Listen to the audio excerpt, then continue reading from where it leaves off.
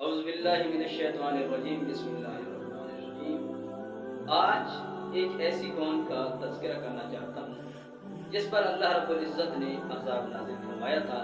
اور وہ عذاب بھی عجیب قسم کا عذاب تھا کہ اللہ رب العزت نے اس قوم کو بندروں کی شکل میں تبدیل کر دیا تھا، یعنی بندر کی شکل میں پوری قوم مسخ ہو گئی تھی۔ تو سوال یہ ہے کہ جب اللہ رب العزت نے انہیں بندر بنا دیا تو بندر بننے کے بعد کتنے دن وہ زندہ رہے،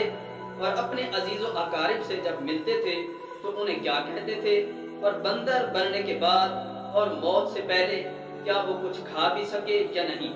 تو ان تمام سوالوں کا جواب آج کی اس مختصر گفتگو میں کریں گے۔ تو آئیں چلتے ہیں اصل ان حقائق کی طرف جن کی طرف اللہ رب العزت نے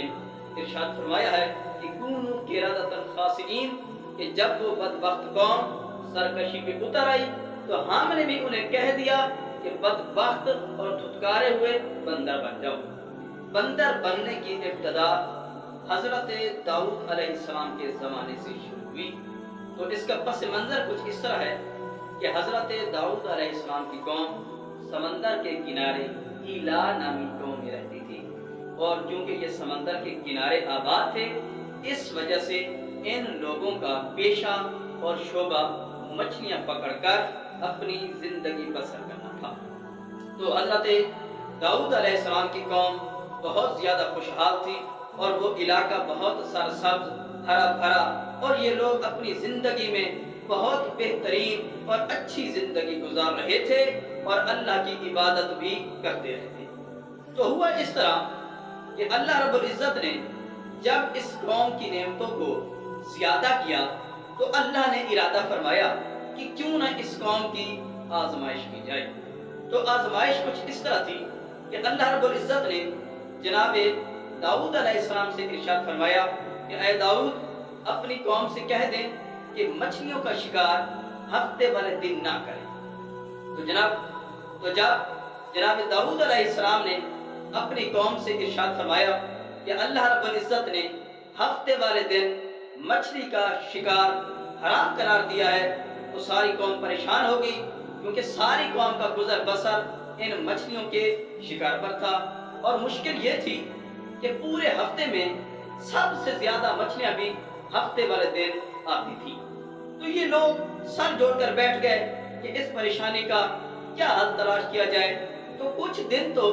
یہ اللہ کے فرمان کے مطابق ہفتے والے دن مچھلیوں کے شکار سے باز رہے، لیکن کچھ عرصے بعد شیطان نے انسانی شکل میں آ کر ان کے دل میں وسوسہ ڈالا کہ اگر تم نے ہفتے والے دن مچھلیوں کا شکار نہیں کرنا تو نہ کریں، لیکن سمندر سے کچھ نالیاں نکالیں اور وہ نالیاں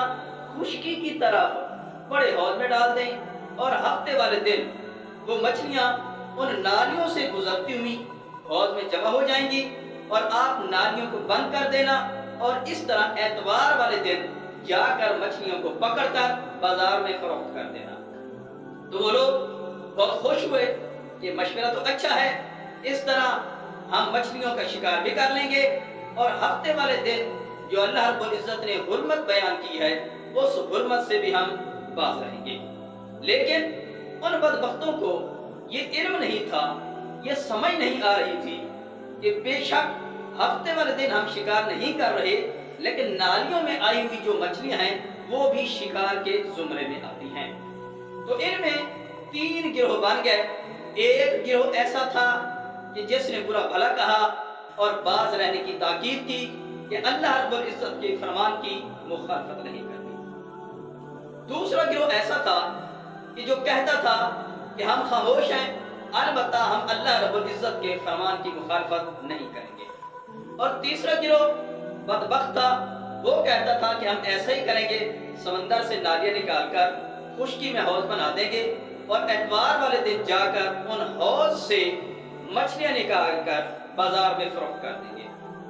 تو یہ سلسلہ چلتا رہا۔ جناب داؤد علیہ السلام نے ان لوگوں کو بہت سمجھایا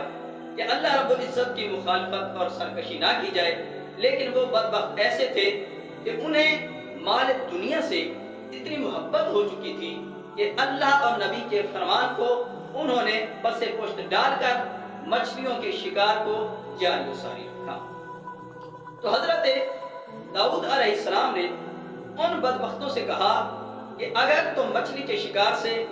ہفتے والے دن باز نہ آئے تو میں تمہارے لیے اللہ سے بد دعا کروں گا۔ تو ایک دن جناب داؤد علیہ السلام نے ان بدبختوں کے لیے دعا فرمائی، تو وہ بدبخت ایسے تھے کہ 12,000 افراد پر مشتمل وہ تھے جو ہفتے والے دن شکار کرتے تھے، اور جو باقی افراد تھے وہ تقریباً 60,000 افراد پر مشتمل آبادی تھی جو ہفتے والے دن شکار سے باز رہتے تھے۔ اس باز رہنے کی وجہ سے ان لوگوں نے ان اللہ کے باغیوں اور سرکش لوگوں سے کہا کہ ہم نہیں چاہتے کہ تمہاری وجہ سے ہم پر بھی اللہ کا عذاب نازل ہو جائے، لہٰذا آپ کے اور ہمارے درمیان ایک دیوار قائم کی جائے گی تاکہ جو عذاب نازل ہو آپ لوگوں پر نازل ہو، ہم اس عذاب سے محفوظ رہیں، کیونکہ ہم اللہ کے فرمان کی مخالفت نہیں کر رہے۔ تو جو دیوار کے اس طرف تھے 12,000 پر مشتمل اللہ کا باغی طاغی اور سرکش گروہ، وہ اپنے کام پہ کام جاری رکھتا تھا اور مچھلی کے شکار سے باز نہیں آ رہا تھا۔ تو جب اللہ رب العزت کے حضور میں جناب داؤد علیہ السلام نے دعا فرمائی تو اس دعا کا اثر یہ ہوا کہ اگلے دن ان 12,000 افراد میں سے کوئی شخص بھی اپنے گھر سے باہر نہ نکلا۔ تو جو دیوار کے اس طرف والے لوگ تھے وہ پریشان ہوئے، انہوں نے سوچا کہ دوپہر ہو گئی ہے، کل سے وہ لوگ گھروں سے باہر نہیں نکلے، دیوار پہ چڑھ کے دیکھا جائے کہ ان کے ساتھ کیا ماجرا پیش آیا ہے۔ تو جب یہ لوگ دیواروں پہ چڑھے تو ان کی حیرت کی انتہا نہ رہی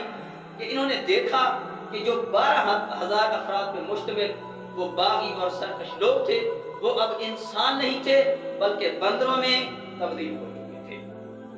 وہ بڑے حیران ہوئے اور وہ ان کے گھروں میں جب داخل ہوئے تو وہ بندر اپنے رشتہ داروں کے، اپنے عزیز و اقارب کی پہچان بھی کرتے تھے، ان کے دامن کی خوشبو سنتے تھے اور زار و قدار بہت زیادہ گریا کرتے تھے اور روتے تھے، اور ان کا عالم یہ تھا کہ 3 دن تک ان بندروں نے نہ کچھ کھایا نہ کچھ پیا، بھوکے اور پیاسے اس دنیا سے واصل جہنم ہو گئے۔ تو پاک پیغمبر صلی اللہ علیہ وآلہ وسلم کے زمانے میں